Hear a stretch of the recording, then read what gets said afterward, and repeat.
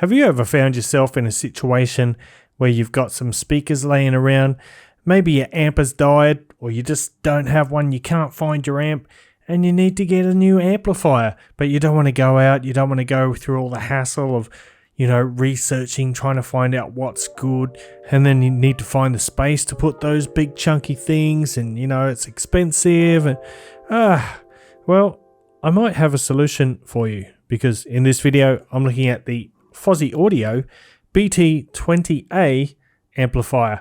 Let's get it.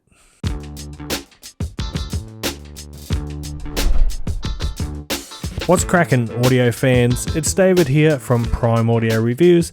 This is the BT20A, and as you can see, it fits in the palm of my hand. And the price is a whopping $60. Yes, $60. So that in the audio world is very little. That's less than the price of a Moondrop Aria, for example. So let's have a look at the device here. Obviously it is tiny. It is so small. We've got some dials on the front.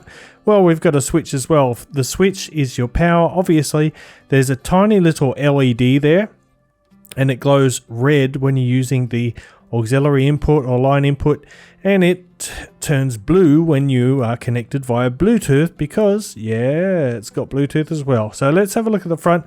Treble and bass tone controls. So that is pretty cool. You can customize the sound to your liking. Just a word of warning though, when I took mine out of the box, both of these dials were all the way counterclockwise, and I turned it on and had a listen, and it sounded really awful.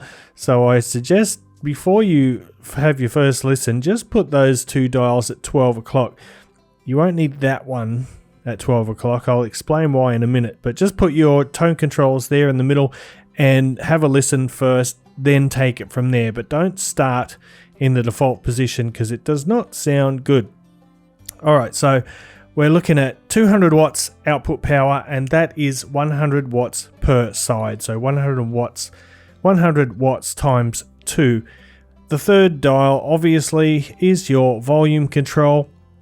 And I tell you what, this guy has got some serious power. I really was surprised. Honestly, driving my NHT C3 speakers, bookshelf speakers, I don't think I ever went past like 15 or 20%. There's loads of more power here than I need for my little speakers. Of course, it will vary depending on what speakers you have, but I reckon just about any reasonably efficient bookshelf speakers, this won't have any trouble driving them. So let's have a look at the back. You got your speaker mounts here, and they can accept banana plugs or just regular naked wire. You've got your RCA line in, of course, your power there, DC 12 to 24 volt, and you've got your Bluetooth antenna. Yes, it is a Bluetooth capable device. It supports only SBC and AAC codecs, so unfortunately no aptX or LDAC, but I think most people won't be bothered by that. Like, this is the kind of little amp that you want to, you stick it in your bedroom. You got a little pair of unused speakers and you want something in the bedroom or the garage, etc. Something like that. It's not going to be your main serious audiophile system. It's just a utility. And in the look of the build, this feels better. It's built better than the SML DA6 that I reviewed recently. I kid you not. It's got nice rounded edges. It feels solid, but it's lightweight. It's just a really nice little device. Now, as far as the sound goes, even if you are using the wired connection, just be reasonable in your expectations. We're talking about a $60 device here. But you might be surprised. The little BT20A here had no trouble, as I said, powering my NHT C3 speakers, and it had heaps of power to spare. As a result, the bass was full-bodied and tight, even with the tone set to neutral. Plenty of bass response there, nice quality. The mid-range was nice and clear, the treble lively and detailed. This little guy sounds pretty energetic and pretty dynamic actually. And yeah, just like I mentioned, be careful with that volume dial because man, you would not believe how much power this little guy can put out. It's really impressive. So you know, it shows a pretty good sense of rhythm, and the detail and the resolution are quite good. Vocals sound nice on here. The overall performance is much better than I expected from this tiny little guy.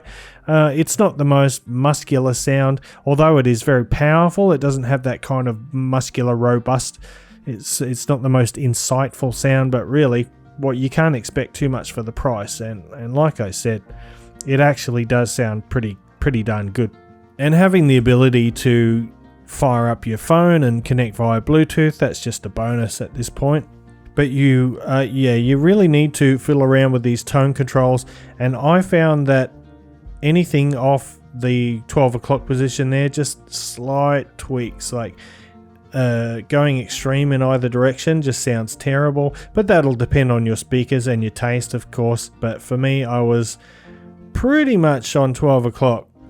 And that was the sweet spot for me. But that, ladies and gentlemen, is the Fosi Audio BT20A little amplifier. Oh, by the way, I forgot to mention it's got Texas Instruments TPA 3116. And look, it's just an awesome little device. If you have limited space, like on your desktop or wherever you want to put it, it's pretty unassuming. You can tuck it in away into a corner, or you can put it loud and proud wherever you want. It's kind of unobtrusive, and I have enjoyed my time with it. I'm going to wrap it up there. Thanks for watching the video. If you liked it, give it a thumbs up, Parfam audiophile style. If you're new to the channel and you want to see more videos like this, don't forget to hit the subscribe button. Check the links down below. I've got a link to the full written review along with my social media channels. And until next time, I'll see you later.